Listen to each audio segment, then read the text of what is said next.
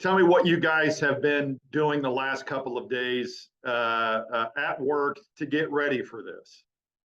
Sure. So, in general, it has been a whirlwind. We've seen this storm coming for about a week now, but the preps and everything just takes so long. We've had people come in from different Titan stations to come support us. We have meteorologists coming in from Denver. We have extra photogs, extra reporters. So we have all this support coming in and all these planning and logistics. And at the same time, we need to keep all these people safe.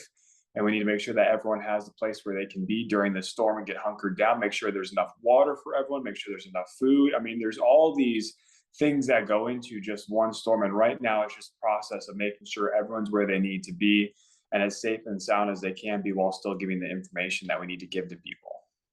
Give us a sense of what it's like in Tampa now. Are people leaving? Are they staying? What are they doing right now? There are a lot of people leaving. So I'm actually in an evacuation zone. I'm in zone A. So I need to evacuate myself as well. We actually have to evacuate our entire station. Our station is in an evacuation zone. So now we have to go to our backup site. So they're closing up shop at our current station today. And then we're moving to our backup station. And then once the storm hits, we'll be running 24/7 nonstop wall-to-wall coverage. But a lot of people in this area are leaving. They're taking the warnings very seriously. Tampa hasn't been hit by a hurricane since 1921, so a lot of people were saying we're due for a hurricane. We're hoping the trend continues, that this storm pushes a little further south. That would keep the worst storm surge and the worst threats out of our area, because worst case scenario, we could see several feet of storm surge in the Tampa Bay area, and that would just be devastating to all the local communities. As far as the emergency response is concerned, what have you all seen? We know that there is a large group on standby. A lot of energy companies have sent down crews from the Carolinas, from the Southeast, in preparation of this storm getting here. We've seen several sheriff offices talk about the fact that they're going to have several crews on standby ready to go. But they have said also that if you're in an evacuation zone, a mandatory evacuation zone, and you don't leave, they're not going to put their people at risk if you're in an area where they said to evacuate. What do you see as the next couple of days? What will your job be and your staff's job be?